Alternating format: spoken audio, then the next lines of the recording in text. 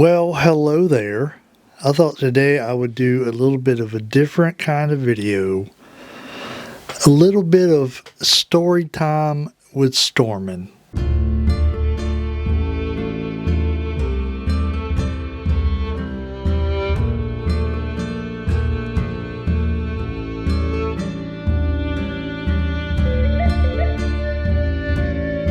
Welcome back to Story Norman Says. I'm Story Norman. That must mean I have something to say. I told y'all a while back that I wanted to start mixing in some videos that don't require me to buy something. Now, I love buying stuff. Don't get me wrong. I love buying stuff. But there's other things I could do videos about. Let me get this lens capped up. That's going to bother me if I don't. So my question that I'm going to answer, so you ain't got to worry about answering now. I'm going to answer it for you. How did some dumb redneck from Florida get into poetry? I've not hid the fact that I like writing poetry. I kind of like reading poetry. And if you come from a similar background, Stella's out there barking at nothing. You come from a rural part of the country or whatnot, and poetry just ain't what people do in the South, mainly, especially not in the rural South. So I thought I would take y'all on a journey back in the time machine. How did I get into it? And the answer is by being dumb. Or at least pretending to be dumb. I'd be willing to bet that anybody who has ever wrote a book, read a book first. Because when you read a book, after you've read a couple books, you start to thinking, I could do that. I think I could do that. And when I was a kid, I was pretty big into reading. I may have told y'all a story about my Hardy Boys books. My grandma used to get me for Christmas every year until I got old enough to start reading like thick, like real paperback novel books kind of thing. So I guess I've always been into writing. That's pretty accurate, actually. Because I can remember back in junior high where I would write stories like on my own, like not stories that I had to write for class or anything, but just stories I wanted to write. I'd write Star Trek fan fiction. And I remember my buddy in junior high, Sam, he was really good at drawing.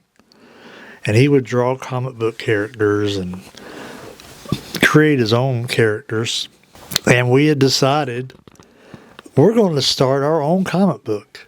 And I was like, you're going to draw the pictures and I'm going to write the script or the story or whatever you call it in a comic book. Now that never went nowhere, but I bet you somewhere in a box around here, I still got those pictures that he drew somewhere. So obviously that didn't work out because we were in junior high and we were kids.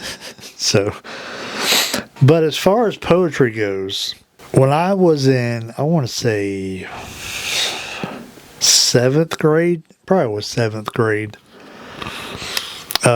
my math scores were atrocious.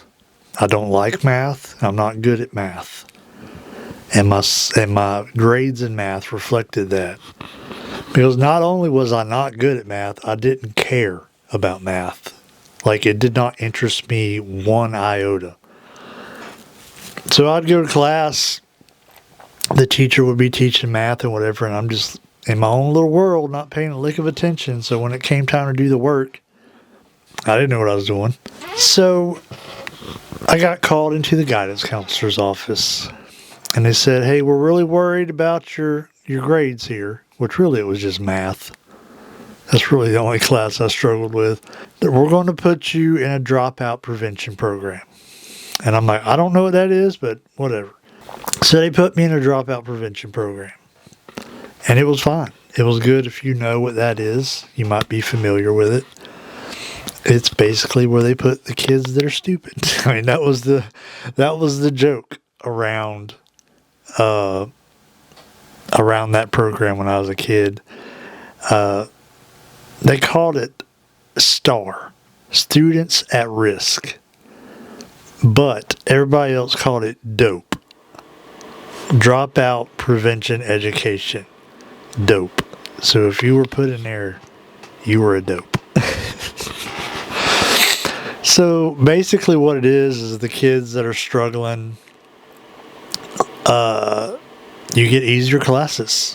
I mean, that's the way I'm going to describe it. They probably wouldn't describe it that way, but that's the way I'm going to describe it. You got easy classes, is basically what it was. You essentially went to class with only a handful of kids, because that was one of the things, smaller class sizes. So it would only be you, maybe 10 other kids in the class. And most of the time, you would have a teacher who did not really want to teach that class. So they really didn't make you do anything. None of the work was hard. And so obviously, I got through it pretty good. Got through even math, probably. I mean, I probably didn't score an A in there, but I passed all the way through junior high. I don't remember what grade it was they put me in there, but all the way through junior high. And then after junior high, we went to high school.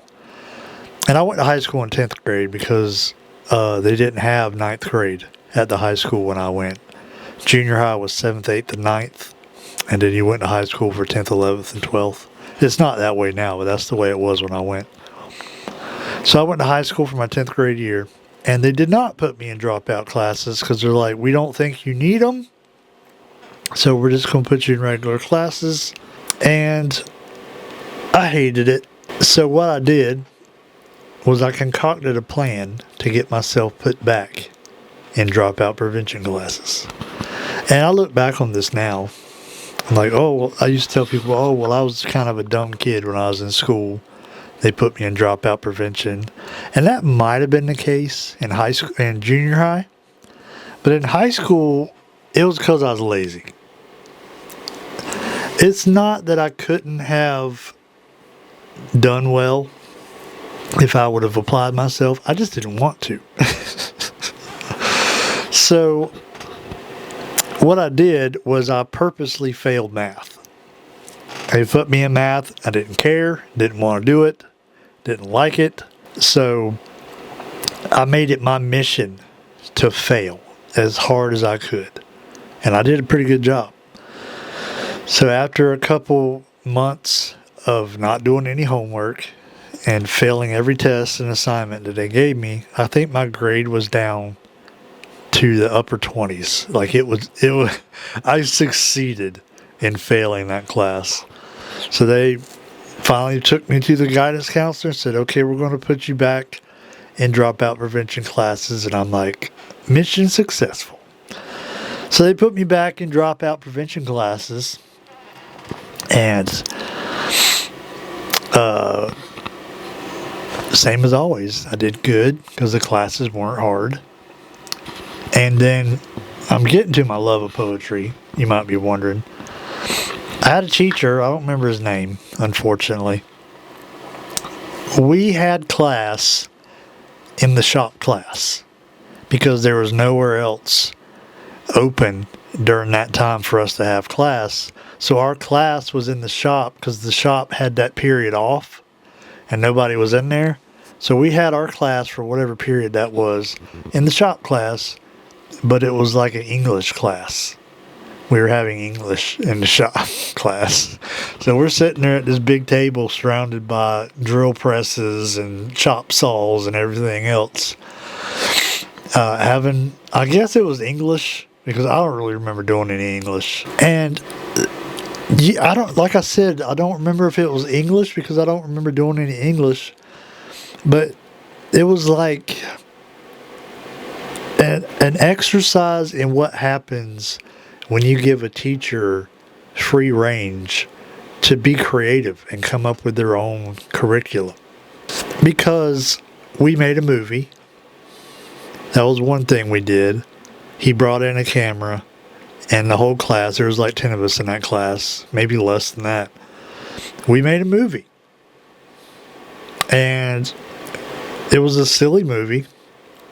And basically we just bounced the tennis ball all around the school. And it started off, we were playing tennis on the tennis courts, because the tennis courts were right outside of our classroom. And they hit the tennis ball, and it's like, oh, it went out of the court. And then we followed the ball all around the school. We bounced it down the hallways and film it, bounce it through here and film it. And then we put all the clips together to make it look like whoever hit the tennis ball out of the court bounced it around the entire school. So we made a little movie. And then after that, I'm not sure exactly what all we did in that class, but I remember we sat down and he gave us a poem. Like, it was printed out. I wish I still had it. I kept it for a long time.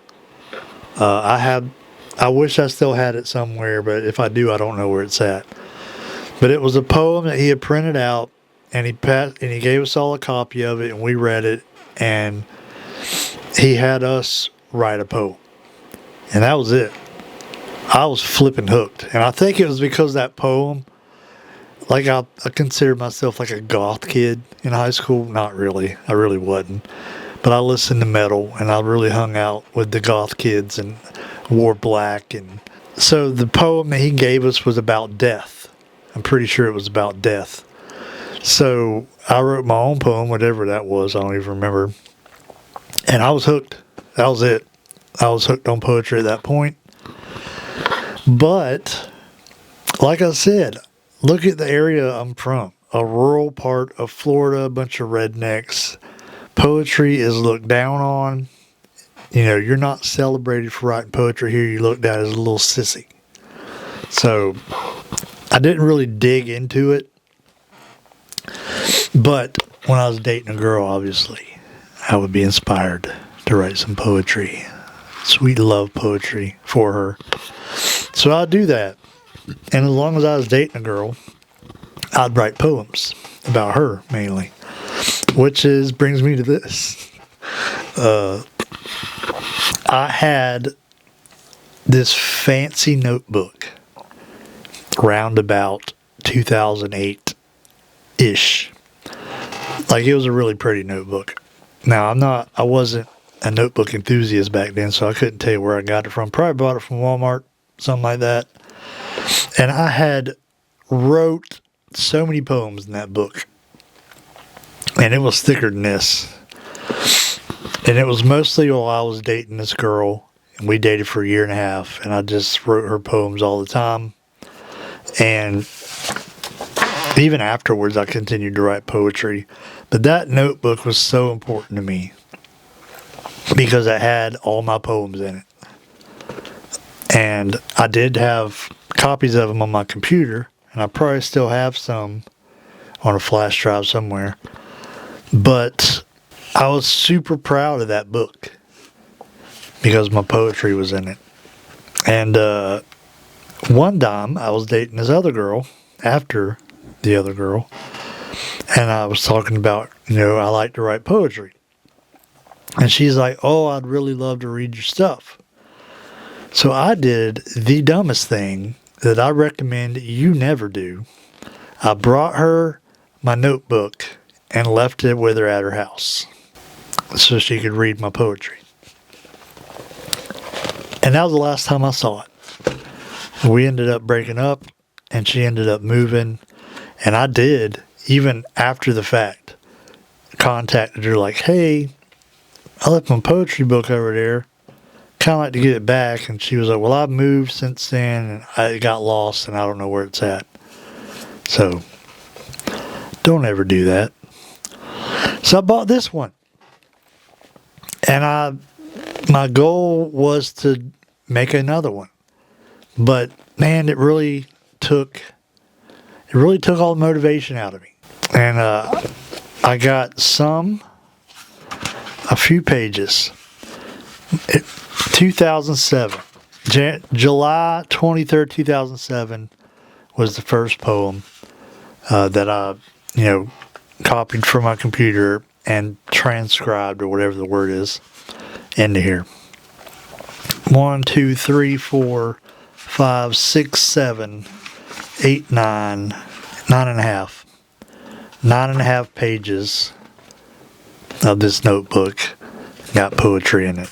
And then I was just like, it was such a kick in the groin to lose all that poetry that I wrote in there, that I just didn't feel motivated to make a new one. So I kind of quit poetry at that point and didn't really write any. Like, obviously, if I was dating a girl, I might write her a poem or something, but it just wasn't there. And then, like they say, in my experience, certain events in your life trigger your passion. I guess it depends on what your passion is, but when I'm, normal circumstances, I'm not inspired to write poetry. And that's why I didn't really write any. And even when I got married the second time, this last time, I didn't really write poetry. But as you know, that wife left me. And that inspired me to write poetry. Whenever you're down in the dumps, that's when it'll inspire you. So I'm like, I'm going to write some poetry. A lot of the messaging I was receiving from like marriage coaches and whatnot was like, man, you got to get back into what you're passionate about. And I'm like, well, I need to deal with this trauma. I need to deal with these emotions somehow. Let's write them down. So I started writing poetry again. And if you ever been in a situation, if your wife leaves you, you obviously want to do everything to get her back. So I got I don't have it up here, but here's an example. This is the Lockby one. It wasn't a Lockby one, but it was a notebook similar to this. And I started writing my wife poems, like every day in that notebook. And I got it about halfway done until I got to Christmas maybe it was the first Christmas after she left. And I gave it to her for Christmas, thinking like, oh my goodness, she's going to read these poems and just remember how much she loves me. But no, that's not what happened. And that's probably not what's going to happen with you either. So it's just a heads up. So then after I finished, I didn't finish it, but after I gave her that notebook is when I started writing poems in various other notebooks. There's probably some laying around here somewhere that have poems in them. But I think one of the problems I had was the notebooks I was using was too small. So that's when I got this. And y'all probably seen this before. I probably showed it on the channel. My poetry notebook. It's a Lloyd's Term 1917 soft cover. I keep in my Lockby here. And I've almost got it filled up. I'm pretty proud of that. I got like 10 pages left till I fill it up. I'm on page 105, maybe more than 10 pages actually. I'm not sure how many. But I'm on page 104. And there's 123. Yeah, 123 pages. So less than 20. We'll just say that until I got it filled up. So I'm pretty happy with myself about that. But so when I started writing these poems, and by the way, if you want to hear my poems, click the join button below. Okay. I read my poems to the members in the members only videos. Not saying they're great, but they're mine. But obviously when my wife left, I had a lot of emotions to spill out on the page. So a lot of the early poems in this book are about that, are about the heartache and the depression and everything else. But when I got to the point, and eventually, time heals all wounds, as they say. Eventually, I got to the point where I realized, probably early 2024, I got to the point where I realized she's not coming back. And there ain't nothing I can say to make her come back. But I don't want to stop writing poetry. Like, I want to continue. I want to get better at it. I don't want it to be one of those things I only pick up when I'm down in the dumps. So I got a book I bought. I want to say I bought it at Goodwill. I'm not 100% sure, but it's an old book about, the art of writing poetry. I'm not real sure what it's called at the moment. But I've been reading that.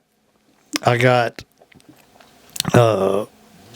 several poetry books in my collection back here. Robert Frost, T.S. Eliot, Shakespeare, Edgar Allan Poe, Robert Browning. Anyway, I got a bunch of them over there. And I got some compilation books around here somewhere, too. So, I want to keep it going. But the whole point of this video, that's getting way too long, is how does some redneck who grew up in the middle of nowhere, Florida, feeding cows after school, and how did I get into poetry? It just don't make any sense, Now, oh boy, that's sissy stuff right there. It's some over there writing some sissy poetry. That's kind of the thing you would hear around here where I live.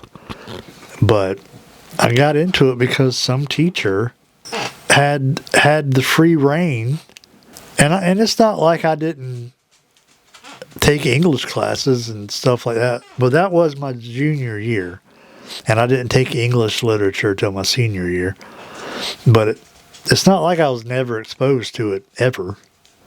It's just something about that teacher, and I don't even know if he is really into poetry, honestly. But he thought that would be a good assignment for our class full of dumb kids to write poetry and learn how to write it. And he gave us a poem to read as an example, and I liked it. And I was like I told you earlier, when authors write books, it's because they first read books and thought, I could do that. I think I could do that. And that's how I was with the poetry thing. I read that poem and I'm like, I could do that. And I did. And I've been doing it for the last nearly 30 years. On and off, of course. But I also think part of the reason I like poetry is because my attention span is short. And I can sit down and write a poem in about 10 minutes. And that's why writing the book I've been writing in here has been so hard, because my attention span ain't long enough. That's why I put this down for a couple months, and then I'll pick it up for a couple months, and then I'll put it down for a couple months, because my attention span gets bored with it, and I need to move on to something else. Anyway, this video is super long, but if you're still here, I definitely appreciate it. That's how some dumb hick in Podunk, Florida gets into poetry. Because some teacher said, hey, let's try this. So I wish more education systems were like that. The education system today, not to go on a rant, annoys the crap out of me. Like, yeah, I'm not even gonna go there. But some of the things that they do at schools just annoys the crap out of me. But if we would just give teachers the ability to teach kids the way that they learn, we might be better off. I think I'm just going to go ahead. Okay, I've already dove into it this far. I think a lot of kids over the past 20, 30 years or whatever have been told that they have a learning disability, when actually they just don't learn the way you want them to learn. Like, I think little Johnny has ADHD because he just can't pay attention in class when we're trying to learn. Or teach him a different way. Maybe the way you're teaching ain't the way he learns. Do something different. Sorry, didn't mean to rant. It just seems bogus to me. Like, we have this uniform way, and this is the way you're going to learn. And if you don't participate, then something's wrong with you. You have a learning disability. No, you don't. Anyway, sorry. I'll shut up. Anyway, I appreciate y'all watching this video. And I appreciate especially, the members that watch my poetry reads and whatnot. Because, what's the point in writing it if you're not going to put it into the world, I talked about start making a website and posting blogs on there and posting my poems as blogs. And that's still an option. But I also heard about this thing called Substack. Have y'all ever heard of that? Apparently it's like a popular thing. But I halfway considered starting a Substack. Although I don't know nothing really about it. Other than like a general idea of what it is. But I was like, I could start a Substack. And, y'all could buy a subscription. I don't know how much that is. Like I said, I don't know nothing about it. But y'all could subscribe and read my stuff over there, however that works. Of course, like I said, don't know nothing about it. If you know something about it, you let me know in the comments because I am interested in learning about it. But anyway, thank y'all for watching. And the thing I wanted to close out the video with is, what is it you're passionate about? Let me know in the comments, because I understand some people might see this video and you're like, well, I'm not really into poetry, but you're into something. I don't know what it is. And I would be more interested to know what is it you're into that just seems weird to other people. Like, not like weird. Like, there's a guy in one of the groups I was in on Facebook who is like a grown man. He collected dolls. I mean, if that's your thing, I mean, I guess more power to you. But it was kind of creepy. I ain't gonna lie.